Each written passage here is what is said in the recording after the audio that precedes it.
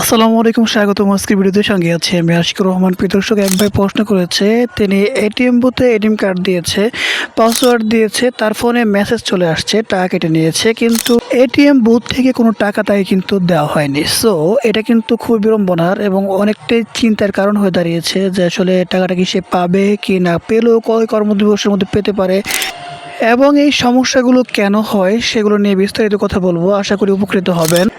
টাকা ফেরত পাওয়ার সময়সীমা যদি বলতে হয়, তাহলে একই ব্যাংক এবং একই বুথ যদি হয়ে থাকে, তাহলে ৩ থেকে ৭ কর্মদিবসের মধ্যে টাকাটা কিন্তু অটোমেটিক্যালি স্বয়ংক্রিয়ভাবে আপনার টাকাটা ব্যাক চলে আসবে।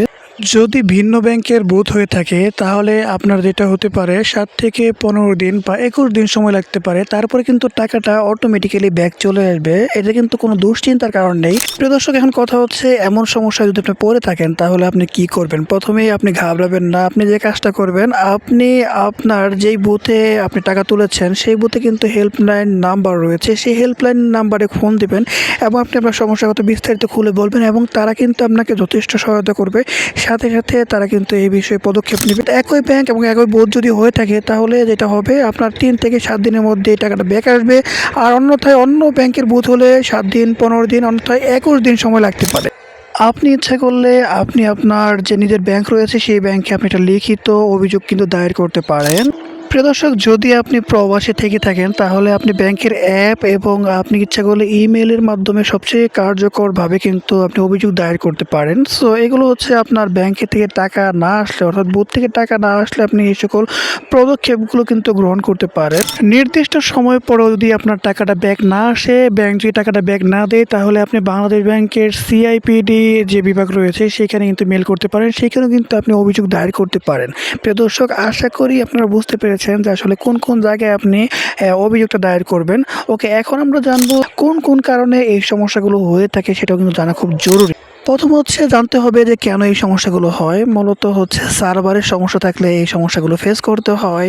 এরপরে হচ্ছে আপনার ব্যাংকে যদি আপনার বিদ্যুৎ চলে যায় হঠাৎ করে, বা মেশিনের যদি যান্ত্রিক ত্রুটি থাকে, তাহলে এই সমস্যাগুলো কিন্তু ফেস করতে হয়। এমন সমস্যায় যদি আপনি পড়ে থাকেন, তাহলে দুশ্চিন্তা না করে ব্যাংক থেকে যদি কোনো রিসিপ্ট পান, এটিএম বুথের রিসিপ্ট, সেটা সংরক্ষণ করবেন।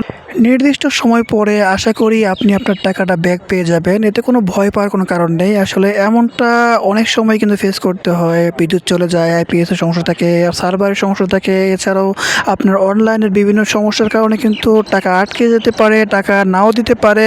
সো রিসিপ্ট যদি থাকে তাহলে সেটা সংরক্ষণ করেন। এরকম সমস্যার মধ্যে মেন কাজ হচ্ছে, আপনাকে অভিযোগটা দায়ের করতে হবে হেল্পলাইনে ফোন দিয়ে, তারপরে আপনাকে কাজটা করতে হবে। প্রিয় দর্শক, এছাড়াও যে প্রসেসগুলো আমি বলেছি সেগুলোকে আপনি চেষ্টা করবেন মানার জন্য। দেখবেন যে আশা করি আপনি আপনার টাকাটা ব্যাক পেয়ে যাবেন। অনলাইন ব্যাংকিং খাত কিন্তু এখন অনেকটাই কিন্তু আপডেট হয়েছে। অনেক ক্ষেত্রে কিন্তু খুব ইজিলি এই সকল সমস্যার সমাধানগুলো পাওয়া যায়। প্রিয় দর্শক, দেখা হচ্ছে পরবর্তী কোনো ভিডিওতে। সে পর্যন্ত সকলেই সুস্থ থাকবেন, ভালো থাকবেন সেই প্রত্যাশায় আজকের ভিডিও শেষ করছি। আসসালামু আলাইকুম।